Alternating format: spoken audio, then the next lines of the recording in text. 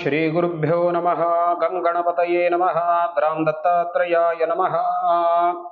ವೃಷಭ ರಾಶಿಯ ವೀಕ್ಷಕರಿಗೆ ನಮಸ್ಕಾರಗಳು. ವೀಕ್ಷಕರೇ, ಇವತ್ತಿನ ದಿವಸ ನಾವು ಈ 2025ರ ವರ್ಷ ಭವಿಷ್ಯವನ್ನು ವೃಷಭ ರಾಶಿಯವರಿಗೆ ನೋಡ್ತಾ ಇದ್ದೇವೆ. ಅಂದರೆ ಒಂದು 3 ಹಂತದಲ್ಲಿ, ಅಂದರೆ ಈ ಜನವರಿಯಿಂದ ಏಪ್ರಿಲ್ ತಿಂಗಳವರೆಗೆ. ಏಪ್ರಿಲ್ ನಂತರ ಶನಿ ಬದಲಾವಣೆ ಆಗ್ತಾನೆ. ಏಪ್ರಿಲ್ ಮತ್ತು ಮೇ ತಿಂಗಳಲ್ಲಿ, ಮತ್ತೆ ಮೇ ತಿಂಗಳಲ್ಲಿ ಗುರು ಬದಲಾವಣೆ ಆಗ್ತಾನೆ. ಸೊ ಮತ್ತೆ ಪುನಃ ಜೂನ್ನಿಂದ ಡಿಸೆಂಬರ್ವರೆಗೆ ಈ ರೀತಿಯ 3 ಕಾಲಾವಧಿ ವೃಷಭ ರಾಶಿಯವರಿಗೆ ಯಾವ ರೀತಿಯಾಗಿರುತ್ತೆ. ಮುಖ್ಯವಾಗಿ ನೋಡಿ, ಶನಿ ಬದಲಾವಣೆ ಆಗ್ತಾ ಇದ್ದಾನೆ, ಗುರು ಬದಲಾವಣೆ ಆಗ್ತಾ ಇದ್ದಾನೆ, ರಾಹು ಕೂಡ ಸ್ಥಾನ ಬದಲಾವಣೆ ಆಗ್ತಾ ಇದ್ದಾನೆ. ಅದರಿಂದ ವೃಷಭ ರಾಶಿಯವರಿಗೆ ಯಾವ ರೀತಿಯ ಅನುಕೂಲ, ಯಾವುದಾದ್ರೂ ವಿಷಯದಲ್ಲಿ ಅವರು ಎಚ್ಚರಿಕೆಯನ್ನು ವಹಿಸಬೇಕಾ, ಸೊ ಅದರ ಪರಿಹಾರವನ್ನು ಯಾವ ರೀತಿಯಾಗಿ ಮಾಡ್ಕೊಳ್ಬೇಕು, ಇದೆಲ್ಲವನ್ನ ಪೂರ್ಣ ವಿಸ್ತಾರವಾಗಿ ನೋಡ್ತೇವೆ. ತಮಗೆಲ್ಲರಿಗೂ ಅತ್ಯಂತ ಆತ್ಮೀಯವಾದಂತಹ ಸ್ವಾಗತ. ವೀಕ್ಷಕರೇ, ಒಂದು ವೇಳೆ ನಮ್ಮ ಚಾನಲನ್ನು ಸಬ್ಸ್ಕ್ರೈಬ್ ಮಾಡದೇ ಇದ್ದರೆ ಖಂಡಿತವಾಗಿಯೂ ಮರೆಯದೆ ಸಬ್ಸ್ಕ್ರೈಬ್ ಮಾಡಿ, ಬೆಲ್ ಐಕಾನನ್ನು ಪ್ರೆಸ್ ಮಾಡಿ. ಅನೇಕ ಒಳ್ಳೊಳ್ಳೆ ವಿಷಯವನ್ನು ನೀವು ದತ್ತ ಚೈತನ್ಯ ಫೌಂಡೇಶನ್ನಲ್ಲಿ ನೋಡಲಿಕ್ಕೆ ಸಾಧ್ಯತೆ ಇದೆ. ಖಂಡಿತವಾಗಿಯೂ ವಾಸ್ತುಗೆ ಸಂಬಂಧಪಟ್ಟಂತಹ ಅನೇಕ ಪ್ರಶ್ನೆ, ನಿಮ್ಮ ಸಂಶಯ ಇತ್ತು ಅಂತಂದರೆ ಅದನ್ನು ಖಂಡಿತವಾಗಿ ನಮ್ಮ ಚಾನಲ್ನಲ್ಲಿ ನೋಡಬಹುದು. ಎಷ್ಟೋ ಪರಿಹಾರಗಳನ್ನು ನಾನು ಹೇಳಿಕೊಟ್ಟಿದ್ದೇನೆ.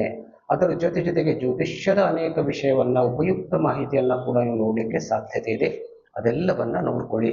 ನಾನು ಇವತ್ತು ವೃಷಭ ರಾಶಿಯವರಿಗೆ ಸಂಬಂಧಪಟ್ಟಂತೆ ಹೇಳೋದಾದರೆ ನೋಡಿ, ಜನವರಿಯಿಂದ ಏಪ್ರಿಲ್ ತಿಂಗಳವರೆಗೆ ನೋಡಿ, ಇಲ್ಲಿ ಗುರು ವೃಷಭ ರಾಶಿಯಲ್ಲೇ ಮುಂದುವರಿತಾನೆ. ಮೇ ತಿಂಗಳಲ್ಲಿ ಮಾತ್ರ ಗುರು ಬದಲಾವಣೆಯನ್ನು ಹೊಂದುತ್ತಾನೆ. ಸೊ ಏಪ್ರಿಲ್ ವರೆಗೆ ಗುರು ವೃಷಭ ರಾಶಿಯಲ್ಲಿ ಅಂತಂದರೆ ನಿಮ್ಮ ರಾಶಿಯಲ್ಲೇ ಮುಂದುವರಿತಾ ಇದ್ದಾನೆ. ಶನಿ 10ನೇ ಮನೆಯಲ್ಲಿ ಮುಂದುವರಿತಾ ಇದ್ದಾನೆ, ರಾಹು 11ನೇ ಮನೆಯಲ್ಲಿ ಮುಂದುವರಿತಾ ಇದ್ದಾನೆ. ಈ ಗ್ರಹ ಸ್ಥಿತಿಗಳನ್ನು ನೋಡಿದಾಗ ನಿಮಗೆ ಗುರು ಖಂಡಿತವಾಗಿ ಅನುಕೂಲಕರವಾಗಿದ್ದಾನೆ. ಈ ವರ್ಷ ಪೂರ್ತಿ ಗುರು ಅನುಕೂಲಕರವಾಗಿರುತ್ತಾನೆ. ನಂತರ ಗುರು ಬದಲಾವಣೆ ಆದರೂ ಕೂಡ 2ನೇ ಗುರು ತುಂಬ ಅನುಕೂಲಕರವಾಗಿರ್ತಾನೆ. ಸೊ ನೀವು ಮಾಡುವಂಥ ಎಲ್ಲ ಕೆಲಸಗಳಲ್ಲೂ ಕೂಡ ಯಾವುದೇ ರೀತಿಯ ಅಡಚಣೆ ಉಂಟಾಗೋದಿಲ್ಲ. ಒಂದಷ್ಟು ತಾರ್ಕಿಕವಾಗಿ ಅಂತಂದರೆ ಒಂದಷ್ಟು ನಿಮಗೆ ತೊಂದರೆಗಳು ಬರಲಿಕ್ಕೆ ಸಾಧ್ಯತೆ ಇದೆ. ಅದನ್ನು ನೀವು ಅತ್ಯಂತ ಸುಲಭವಾಗಿ ನಿವಾರಣೆ ಮಾಡಿಕೊಳ್ಳಿಕ್ಕೆ ಸಾಧ್ಯತೆ ಇದೆ, ಇದು ಗುರುವಿನಿಂದ. ಇನ್ನು ಶನಿ ಕೂಡ 11ನೇ ಸ್ಥಾನದಲ್ಲಿ ಇರುವುದರಿಂದ ಒಳ್ಳೆಯ ಫಲವನ್ನೇ ಕೊಡ್ತಾನೆ. ಅದರಲ್ಲೂ ವಿಶೇಷವಾಗಿ ಆಧ್ಯಾತ್ಮಿಕ ವಿಷಯದಲ್ಲಿ ಒಳ್ಳೆಯ ಮಾರ್ಗವನ್ನು ತೋರಿಸ್ತಾನೆ.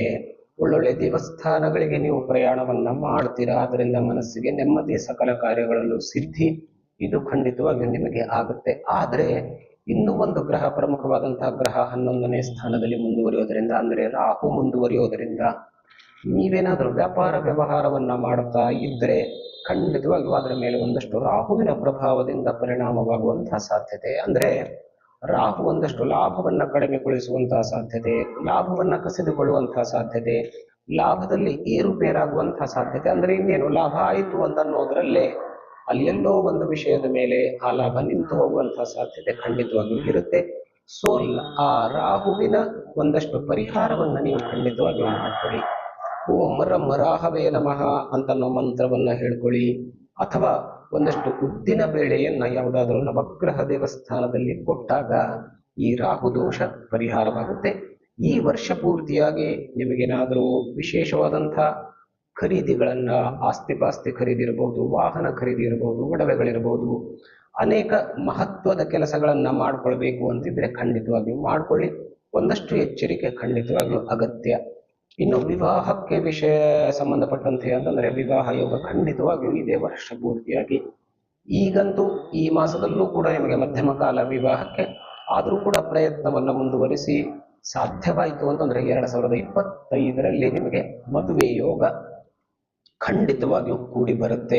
ಇದು ಮೊದಲಿನ 4 ತಿಂಗಳು. ಅದಾದ ನಂತರ ನೋಡಿ, ಏಪ್ರಿಲ್ ಮೇ 2 ತಿಂಗಳನ್ನು ನಾವು ವಿಚಾರ ಮಾಡಿಕೊಂಡಾಗ ಇಲ್ಲಿ ಮೊದಲು ಶನಿ ಬದಲಾವಣೆ ಆಗಿ ನೋಡಿ, ಕುಂಭರಾಶಿಯಿಂದ ಮೇಷರಾಶಿಯಿಂದ ಮೀನರಾಶಿಗೆ ಪ್ರವೇಶವನ್ನು ಮಾಡ್ತಾನೆ ಶನಿ, ಹೌದಾ. ಸೊ ಅದರಿಂದ ಮತ್ತೆ ವೃಷಭ ರಾಶಿಯವರಿಗೆ ಲಾಭಸ್ಥಾನದಲ್ಲಿ ಶನಿ ಬರ್ತಾನೆ. 11ನೇ ಸ್ಥಾನದಲ್ಲಿ ಶನಿ ಮತ್ತು ರಾಹುವಿನ ಯುತಿ. ಶನಿ ಮತ್ತು ರಾಹು ಒಂದೇ ಸ್ಥಾನದಲ್ಲಿ ಮುಂದುವರಿತಾರೆ. ಗುರು ಸೇಮ್ ಆಗಿ ವೃಷಭ ರಾಶಿಯಲ್ಲಿ ಇರ್ತಾನೆ. ಇಲ್ಲೂ ಕೂಡ ಅಷ್ಟೇ, ಒಂದೇ ಸ್ಥಾನದಲ್ಲಿ 2 ಪಾಪಗ್ರಹಗಳ ಯುತಿ, ಅದರಲ್ಲೂ ವಿಶೇಷವಾಗಿ ಲಾಭ ಸ್ಥಾನದಲ್ಲಿ ಇರೋದರಿಂದ ನಾನು ಮೊದಲೇ ಹೇಳದಂತೆ ಒಂದಷ್ಟು ಲಾಭಗಳ ಮೇಲೆ ಪರಿಣಾಮವಾಗುವಂತಹ ಸಾಧ್ಯತೆ ಖಂಡಿತವಾಗಿಯೂ ಇರುತ್ತೆ. ಲಾಭ ಅಂತಂದ್ರೆ ಕೇವಲ ವ್ಯಾಪಾರ ಅಂತಲ್ಲ, ನೀವು ಮಾಡುವಂತಹ ಎಲ್ಲ ಕೆಲಸಗಳಲ್ಲೂ ಕೂಡ ಒಂದಷ್ಟು ಅಡಚಣೆಗಳು ಆಗುವುದು ಈ ಎರಡು ಗ್ರಹಗಳಿಂದ ಸಾಧ್ಯತೆ. ಸೊ ಅದಕ್ಕೆ ಆಯಾ ಗ್ರಹಗಳ ಪರಿಹಾರವನ್ನ ಮಾಡ್ಕೊಳ್ಳಿ, ಖಂಡಿತವಾಗಿಯೂ ನಿಮಗೆ ಒಳ್ಳೆಯದಾಗತ್ತೆ. ಇದಾದ ನಂತರ ನೋಡಿ 14ನೇ ಮೇ 2025ರಂದು ಗುರು ಮಿಥುನ ರಾಶಿಗೆ ಪ್ರವೇಶವನ್ನ ಮಾಡ್ತಾನೆ.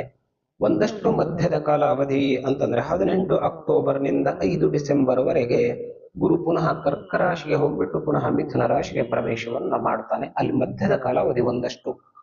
ಅದನ್ನ ಬಿಟ್ರೆ ಕಂಪ್ಲೀಟ್ ಆಗಿ ಗುರು ಮುಂದಿನ ವರ್ಷದವರೆಗೆ ಮಿಥುನ ರಾಶಿಯಲ್ಲಿ ಮುಂದುವರಿತಾನೆ.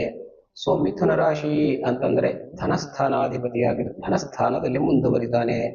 ಹಾಗಾಗಿ ಧನಸ್ಥಾನದಲ್ಲಿ ಮುಂದುವರಿಯೋದರಿಂದ ಗುರುಬಲ ಚೆನ್ನಾಗಿರುತ್ತೆ, ಆರ್ಥಿಕವಾಗಿ ತುಂಬಾ ಸದೃಢವಾಗ್ತೀರಾ. ಇಷ್ಟು ದಿವಸದವರೆಗೆ ಪೆಂಡಿಂಗ್ ಬಿದ್ದಂತಹ ಯಾವುದಾದ್ರೂ ಹಣ ನಿಮಗೆ ಸಿಗದೇ ಇದ್ರೆ ಅದು ಖಂಡಿತವಾಗಿ ವಾಪಸ್ ನಿಮಗೆ ಸಿಗುತ್ತೆ. ಎಲ್ಲ ಕೆಲಸ ಕಾರ್ಯಗಳು ಸುಗಮವಾಗುತ್ತೆ. ಅದರಲ್ಲೂ ವಿಶೇಷವಾಗಿ ವಿವಾಹ ಯೋಗಕ್ಕೆ ವಿಶೇಷವಾದಂತಹ ಬಲ ಬರುತ್ತೆ. ಅಲ್ಲಿ ಪೆಂಡಿಂಗ್ ಇರುವಂತಹ ಕೆಲಸಗಳೆಲ್ಲ ಪ್ರಗತಿಯಾಗುತ್ತೆ. ಅದೇ ರೀತಿಯಾಗಿ ನೋಡಿ, ರಾಹು ಕೂಡ ಕುಂಭರಾಶಿಗೆ ಪ್ರವೇಶವನ್ನ ಮಾಡ್ತಾನೆ ಮೇನಲ್ಲಿ. 29ನೇ ಮೇ ರಾಶಿಗೆ ಕುಂಭರಾಶಿಗೆ ಪ್ರವೇಶವನ್ನ ಮಾಡ್ತಾನೆ. ದಶಮ ಸ್ಥಾನಕ್ಕೆ ಬರ್ತಾನೆ, ಲಾಭಸ್ಥಾನದಿಂದ ದಶಮ ಸ್ಥಾನಕ್ಕೆ. ಇಲ್ಲಿ ಎರಡು ವಿಷಯವನ್ನ ಸ್ವಲ್ಪ ನೀವು ಕೇರ್ಫುಲ್ ಆಗಿ ನೋಡ್ಕೊಳ್ಬೇಕು. ಒಂದು, ದಶಮ ಸ್ಥಾನದಲ್ಲಿ ರಾಹು ಮುಂದುವರಿತಾನೆ, ಏಕಾದಶ ಸ್ಥಾನದಲ್ಲಿ ಶನಿ ಮುಂದುವರಿತಾನೆ. ಒಂದು ಉದ್ಯೋಗ ಸ್ಥಾನ, ಇನ್ನು ಲಾಭ ಸ್ಥಾನ. ಈ ಎರಡು ಸ್ಥಾನಗಳಿಗೆ ಒಂದಷ್ಟು ವ್ಯತ್ಯಯವಾಗುವಂತಹ ಸಾಧ್ಯತೆ. ಆದರೆ ಗುರು ಚೆನ್ನಾಗಿರೋದ್ರಿಂದ ಹಾಗೆ ವಿಶೇಷವಾಗಿ ನಿಮಗೆ ಯಾವುದೇ ರೀತಿಯ ತೊಂದರೆ ಆಗೋದಿಲ್ಲ, ಗುರು ಎಲ್ಲವನ್ನ ಕಾಪಾಡ್ತಾನೆ.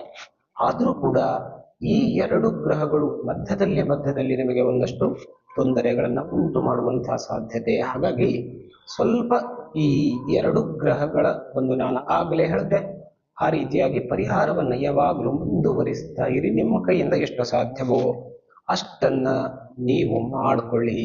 ದಶಮದಲ್ಲಿ ಬಂದಂತಹ ರಾಹು ಉದ್ಯೋಗಕ್ಕೆ ಸಂಬಂಧಪಟ್ಟಂತಹ ಒಂದಷ್ಟು ತೊಂದರೆಗಳನ್ನ ಕೊಡ್ಲಿಕ್ಕೆ ಸಾಧ್ಯತೆ ಇದೆ ಉದ್ಯೋಗ ಕ್ಷೇತ್ರದಲ್ಲಿ. ಅದರಲ್ಲೂ ವಿಶೇಷವಾಗಿ ನೌಕರಿಯನ್ನ ಮಾಡ್ತಾ ಇದ್ರೆ, ನೌಕರಿಯಲ್ಲಿ ನಿಮ್ಮ ಸಹೋದ್ಯೋಗಿಗಳು ನಿಮಗೆ ಅಸಹಕಾರವನ್ನ ಕೊಡ್ತಾರೆ. ಅಂದ್ರೆ ನಿಮಗೆ ಅನಾವಶ್ಯಕ ಪೀಡೆಯನ್ನ ಕೊಡುವಂತಹ ಸಾಧ್ಯತೆ, ನಿಮ್ಮ ಮೇಲಧಿಕಾರಿಗಳು ನಿಮ್ಮ ಮಾತನ್ನ ಒಪ್ಪದೇ ಇರುವಂತಹ ಸಾಧ್ಯತೆ, ಇದೆಲ್ಲವೂ ಉದ್ಯೋಗದಲ್ಲಿ ಒಂದಷ್ಟು ಟೆನ್ಷನ್ ಕ್ರಿಯೇಟ್ ಮಾಡುವಂತಹ ಸಾಧ್ಯತೆ ಇರುತ್ತೆ. ಸ್ವಲ್ಪ ಡಿಪ್ರೆಷನ್ ಆಗುವಂತಹ ಸಾಧ್ಯತೆ ಕೂಡ ಬರುತ್ತೆ. ಸೊ ಅದರ ಜೊತೆಗೆ ಈಶ್ವರನ ಆರಾಧನೆಯನ್ನ ಕೂಡ ಮಾಡ್ಕೊಳ್ಳಿ, ಮಾನಸಿಕವಾಗಿ ನೀವು ಸದೃಢರಾಗ್ತೀರಾ. ಅದರ ಜೊತೆಗೆ ಸ್ವಲ್ಪ ತಂದೆಗೆ ಅನಾರೋಗ್ಯ ಈ ಸಂದರ್ಭದಲ್ಲಿ ಕಾಣಿಸುವ ಸಾಧ್ಯತೆ ಇದೆ, ಕೂಡ ಗಮನವನ್ನ ಕೊಡಿ. ಅನಾವಶ್ಯಕವಾದಂತಹ ಪ್ರಯಾಣಗಳು ಕೂಡ ಆಗುತ್ತೆ. ಸೊ ಯಾವುದು ಅವಶ್ಯಕತೆ ಇದೆಯೋ ಅಲ್ಲಿ ಒಂದು ಸ್ವಲ್ಪ ನೀವು ಜಾಸ್ತಿಯಾಗಿ ವಿಚಾರ ವಿಮರ್ಶೆಯನ್ನ ಮಾಡಿ, ಇಲ್ಲದೇ ಇದ್ರೆ ಪ್ರಯಾಣ ಕಷ್ಟಕರವಾಗಿರುತ್ತೆ. ಸೊ ಹಾಗಾಗಿ ಯಾವುದು ಬಹಳ ಮಹತ್ವ ಇಲ್ವೋ ಅದನ್ನ ಸಾಧ್ಯವಾದಷ್ಟು ಮುಂದೂಡಿ, ಅಂದ್ರೆ ನಿಮಗೆ ವಿಶೇಷವಾದಂತಹ ತೊಂದರೆ ಆಗೋದಿಲ್ಲ. ವಿಶೇಷವಾಗಿ ನೋಡಿ, ರಾಹು ಪ್ರಭಾವದಿಂದ ನಿಮ್ಮ ಗೌರವಕ್ಕೆ ಧಕ್ಕೆ ತರುವಂತಹ ಒಂದಷ್ಟು ಘಟನೆಗಳು ಸಂಭವಿಸಬಹುದು. ಅದಕ್ಕಾಗಿ ಸ್ವಲ್ಪ ಮಾನಸಿಕ ತಯಾರಿಯನ್ನ ಮಾಡಿಕೊಳ್ಳಿ. ಅದರಿಂದ ಜಾಸ್ತಿಯಾಗಿ ಬೇಜಾರನ್ನ ಮಾಡ್ಕೊಳ್ಬೇಡಿ. ಇದು ಒಂದು ಗ್ರಹದ ಬದಲಾವಣೆಯಿಂದ ಆಗುವಂತಹ ದೋಷ ಅಥವಾ ಗ್ರಹದ ಬದಲಾವಣೆಯಿಂದ ಆಗುವಂತಹ ಒಂದು ಪರಿಣಾಮ ಅಂತ ಅನ್ನೋದನ್ನ ಮನಸ್ಸಿನಲ್ಲಿ ಇಟ್ಕೊಂಡ್ರೆ ಅದನ್ನ ನೀವು ಖಂಡಿತವಾಗಿ ಮ್ಯಾನೇಜ್ ಮಾಡ್ಲಿಕ್ಕೆ ಸಾಧ್ಯತೆ ಇದೆ. ಇಲ್ಲದೇ ಇದ್ರೆ ಸುಮ್ಮನೆ ಮನಸ್ಸನ್ನ ಕೆಡಿಸ್ಕೊಂಡು ಅದನ್ನೇ ಪುನಃ ವಿಚಾರವನ್ನ ಮಾಡಿ ನಿಮ್ಮ ಪ್ರಗತಿ ಅಥವಾ ನಿಮ್ಮ ಡೆವಲಪ್ಮೆಂಟ್ ಅನ್ನ ನೀವು ಹಾಳು ಮಾಡ್ಕೊಳ್ಳಿಕ್ಕೆ ಸಾಧ್ಯತೆ ಇದೆ. ಇದಿಷ್ಟು ವೃಷಭ ರಾಶಿಯವರ ವರ್ಷ ಭವಿಷ್ಯ. ಖಂಡಿತವಾಗಿಯೂ ಒಳ್ಳೆಯ ಕೆಲಸದಿಂದ ಒಳ್ಳೆಯದಾಗುತ್ತೆ.